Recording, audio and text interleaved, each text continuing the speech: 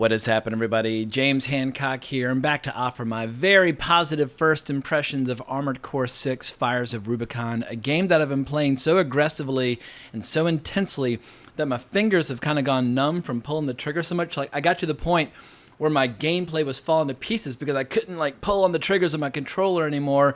At any rate, my gameplay was getting very sloppy by the end, but what was not sloppy was this game. It's so fast-paced, it's so hardcore, it's so cool. I was getting dizzy with delight. And let me say in advance that this review will be totally spoiler-free. However, at the very end of the video, I'm going to have a few tips to offer that I wish I had had prior to starting the game. I really struggled during the opening of the game, so much so I was almost on the verge of rage quitting, but then I found a few helpful tips online. At any rate, you might be asking yourself, what the hell is Armored Core 6 Fires of Rubicon? And here's the description from Wikipedia. It's a mecha-based vehicular combat game developed by From Software and published by Bandai Namco Entertainment. The first entry in the Armored Core series since Armored Core Verdict Day 2013. It was released today on PlayStation 4, PlayStation 5, Windows, Xbox One, and Xbox Series X/X. It is also the first in the series to be released on Windows. And if you're at all like me, when you see that From Software logo, it immediately will just make you high. I've been looking at that logo now for over 10 years, and I associate it with some of the best games that I've ever played. And I wish there were a movie studio as consistent, as reliable, as jaw-droppingly entertaining as the titles that they've been releasing. And these are some of my all-time favorites, including Dark Souls 1, Dark Souls 2, Dark Souls 3, Sekiro Shadows Die Twice, and Elden Ring. I feel like Elden Ring represented to 2022 what Baldur's Gate 3 is representing to 2023.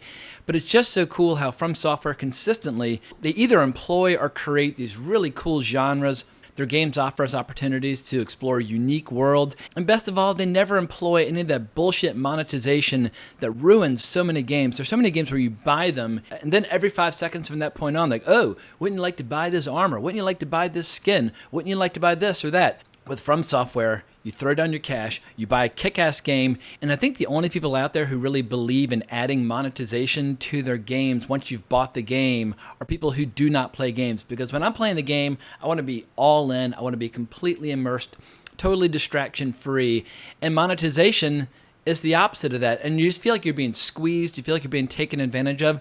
The best weapon in your arsenal as a game developer is to create an amazing game, and it will sell. But getting back to From Software, their ideas and their storytelling concepts, they're so intense and they're so potent, and they offer the kind of killer cinematics and balls-to-the-wall violence that makes so many shows and movies these days seem painfully timid, tame, and risk-averse by comparison. Just the story trailer alone for this game is more exciting and more stimulating to the imagination than most live-action sci-fi shows or movies being cranked out by any of the major studios. And if it sounds like I'm picking on the film and television industry, it comes totally from a place of love. My first and only love in this world is cinema. I fucking love movies. However, movies so rarely put their best foot forward in a way that is as satisfying as a truly great game by somebody like From Software. And I've said it before and I'll say it again, but these days when it comes to genre storytelling, so much about film and television feels downstream from video games. Perfect example, earlier this week I endured the mind-numbingly boring first 2 episodes of Ahsoka, and I was genuinely excited to see it. I was like, fuck yeah, bring on the Jedi, bring on the Sith, bring on anything and everything Star Wars related, and I could barely keep my goddamn eyes open. And when you play a game from a developer like From Software, it just makes a studio like Disney seem completely irrelevant and the absolute antithesis of entertainment. But if I'm managing to excite your curiosity and you've never played a game by From Software before, I should warn you in advance. Their games have been known to make people rage quit. Like the first boss in this game killed me so many times that I almost gave up. But after I finally got it down, it was so satisfying and it gave me such a sense of relief and accomplishment. And then the game opened up with all these cool missions and all these cool customization options. But let's start with the basics on this concept. I am not a mech buff or a mecha buff. I don't really know what the genre is called, but I prefer dark adult fantasy. I prefer sword and sorcery. That is much more my speed. But this game has converted me. And when it comes to From Software, their games are so consistently strong, I don't even worry about which genres or which styles of game or which formats of game are more appealing to my personal taste. I'll simply play anything that they create. But here's the overall plot of the game as written on Wikipedia, and I'm just going to read it verbatim. Armored Core 6 is set in a future where humanity has developed an interstellar civilization. On the frontier planet of Rubicon 3, a substance called coral was discovered that could be used as both an energy source and a data conduit. Coral was hailed as the key to humanity's technological advancement, but instead it caused a cataclysmic event known as the Fires of Ibis, which engulfed the planet and the surrounding star system in flames and left behind a lethal contaminant. All coral in existence was thought to have been consumed by the disaster. 50 years later, however, signs of coral are once again detected on Rubicon 3. Corporations flock to exploit the planet and control the coral, heedless of the cost and harm to the inhabitants, and mercenaries follow to profit from the conflict. The player is an augmented human designated C4621 who is in servitude to an infamous handler named Walter and fights as an armored core pilot on the promise of earning a new life by taking on mercenary jobs. After illegally landing on Rubicon 3, C4621 steals the license of a deceased mercenary and assumes his call sign, Raven. And obviously when it comes to gaming, execution is everything. However, the concept of this game is so goddamn cool, and I feel like it could easily be just a really good dynamite pitch for a show or a movie. And the cinematics are already there. They're the perfect visualization of this brain-fried merc who basically is like more machine than man, who's basically trying to run enough suicidal missions to save up enough money to buy back his humanity, but the price just keeps going up and he keeps having to run missions. And it's this absolutely ruthless world of chrome and violence, and it's industrial on this universal scale at times. But if no one's smart enough to turn this into a show or a movie, at a minimum, this game offers roughly 60 hours of gameplay, and it also includes multiple endings. And I was watching a video by one of my favorite gaming commentators, Yang Ye. I strongly recommend people hunt down his channel. But he says that due to the multiple endings, it adds all this replayability where you play it through, and depending upon which story decisions you make, then you can go back, play it again, and make different decisions. But you get to start over with all of your gear and all the crap that you've bought along the way. And I thought Yang Ye absolutely hit the nail on the head when he compared this franchise to Star Fox. I played the shit out of Star Fox on the Super Nintendo back in the early and mid-90s, and there's so much about that game that even though it came out 30 years ago, it feels like it has like a lot of common ground. Like, that's much more of like a kid-friendly tone when you're playing with animals. But if you look at the boss at the end of the very first zone in Star Fox, where it's basically like this giant ship the size of a city that you're taking on, that is very reminiscent of some of the zones and boss battles that you will fight in Armored Core 6. Speaking of which, let's get into some of the gameplay on this game, because the gameplay is the main appeal. As much as I love the look, the flavor, the atmosphere, the style, in the end, you are in the driver's seat of this giant fucking robot that has 2 weapons per arm, but at the same time can basically fly in any direction in these short bursts. And I guess part of like the main appeal of this game is learning how to monitor and look after your resources and basically manage all your skills and ammunition and fuel, because if you just go balls to the wall with like blasting everything you got, well then very quickly your machine will become like exhausted and vulnerable. And so basically you need to learn to master your finite arsenal in order to complete missions, gain resources, and that way you can jack up your suit and slowly but surely get more and more powerful. And some of these missions are huge and really complex, and some are really short. Like I started some missions where like, look, there's another mech, go kill him. You blast in there, have like a fight to the finish, and then you're done. You get your money, you buy some upgrades, and then you move on. And then there are other missions where you have a series of checkpoints and some major challenges along the way. But what's cool is how if you hit the wall or you find a boss that you absolutely can't get down, you get to restart from that checkpoint over and over and over again, and you get all your repair kits back and that sort of thing. And what's really cool about this mission format is that there's no downtime whatsoever. You're either doing really short, intense missions or really long, intense missions, but you're always just like, I mean, it's so violent and so aggressive and so insane. I cannot overemphasize that enough. And initially, it's going to feel completely, totally overwhelming. There's so much information coming at you, and there's so much about your character that you can control. It's easy to get overwhelmed just trying to figure out how to lock on to everything and how to figure out like when to use certain weapons, when to blast hard, when to rest and kind of recover. Because basically, if you land for a couple seconds and just dodge for a bit, everything recharges, everything comes back, and then you can go balls to the wall again. And if you've played Elden Ring and if you've played Sekiro Shadows Die Twice, that kind of resource management will be very familiar. Like in those games, it's stamina. But what From Software is famous for is basically having like a stagger bar, where if you hit something enough, even if it's blocking, eventually it'll stagger, become really vulnerable. However, the same holds true for you as well. But with Dark Souls and with Elden Ring, sometimes it pays to be very patient and to watch and observe and pick your moments. I'm going to recommend that players for Armored Core 6 be as aggressive as humanly possible. Or I should say, be as aggressive as humanly possible, right up to the point where you're about to exhaust yourself and get staggered, then cool down and then start again. It's all about these short bursts of activity and aggression, which is why my hands got so goddamn tired. But I do have one major critique for the game. It's not a critique in execution, but it's a critique in terms of like the order of operations for new players, because I never played any of the previous Armored Core games. Unlike many games, it opens up with a long mission that's basically your tutorial. However, the tutorial is so easy and so simple, and you're learning the basic mechanics. And at the end of it, you fight this goddamn boss who is so fucking hard that I kept wiping on over and over and over again. And the game gives you 0 tips or 0 advice on how to take that first boss down.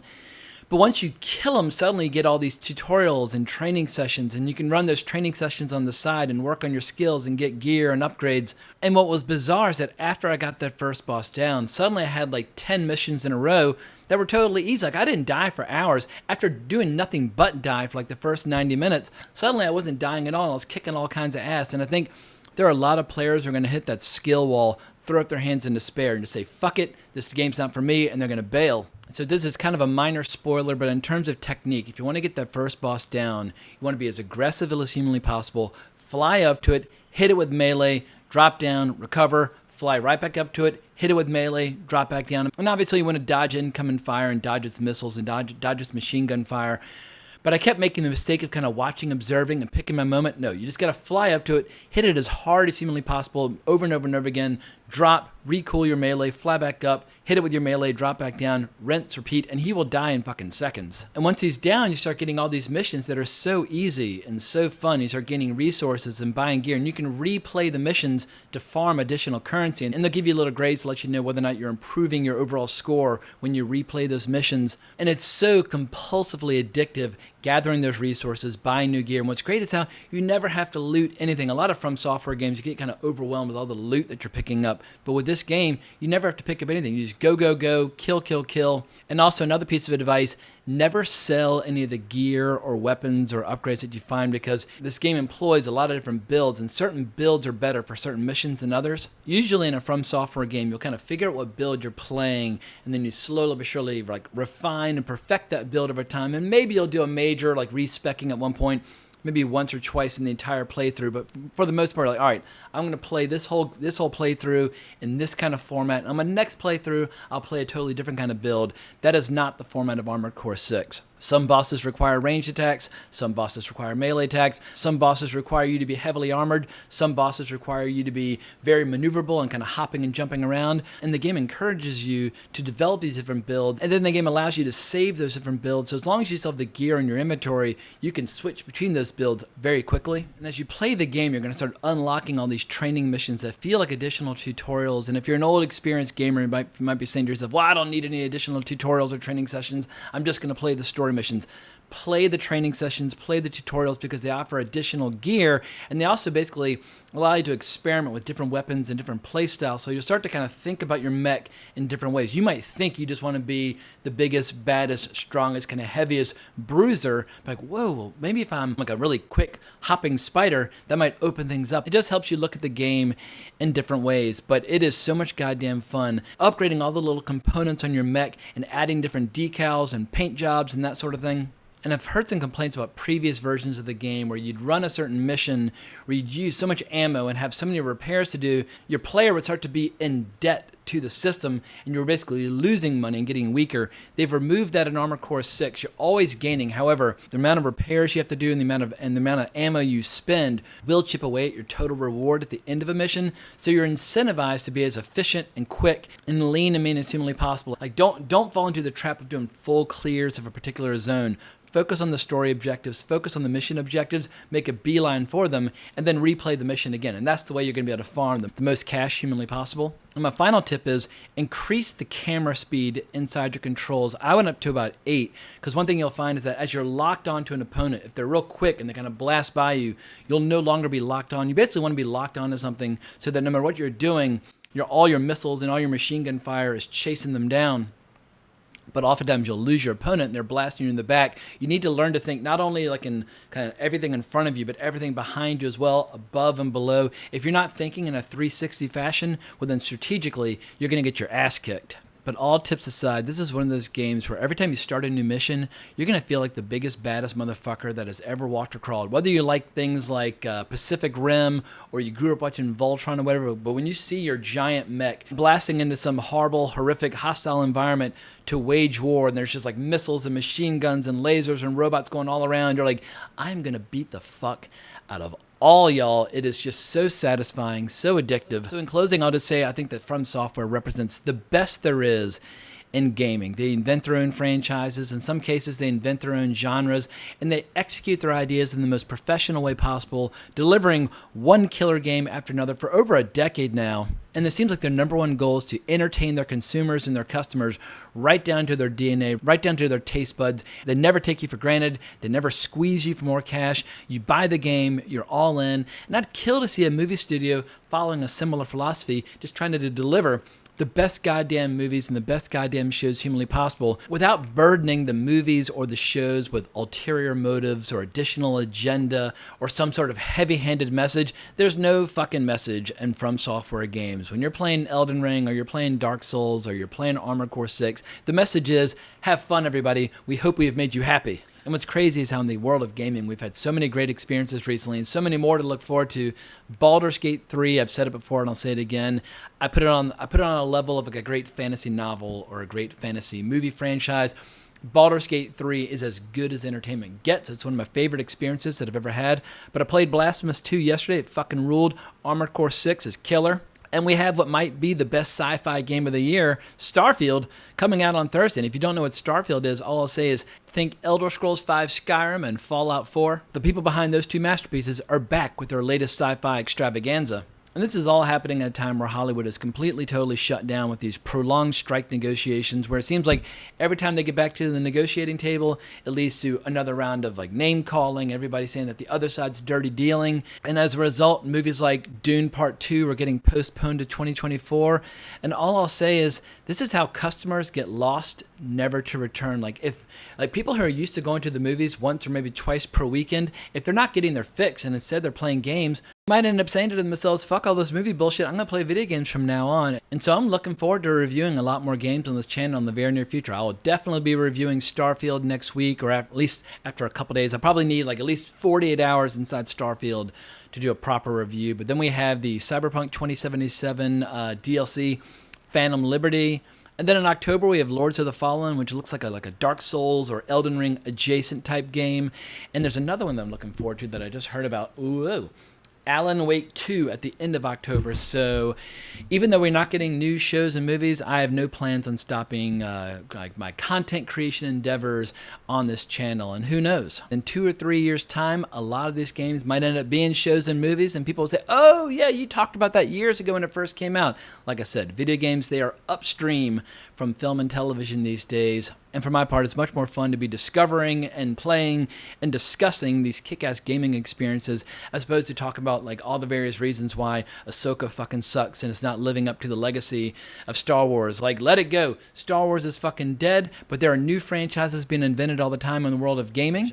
And it's only a matter of time before the world of film and television takes notice. But that's all I've got for now. Hope you enjoyed this video. If so, please consider liking the video, subscribing to the channel, hitting that notification bell to be notified about future videos. And not to worry, I will be back with more film commentary in the very near future because I've got 17 movies I'm going to be tackling at the New York Film Festival at the end of next month. So you'll blink and I'll be back to reviewing crap loads of movies on this channel. But I can't thank you enough for watching. I really appreciate it. Hope everybody has an amazing weekend, but more importantly, as always, onwards and upwards.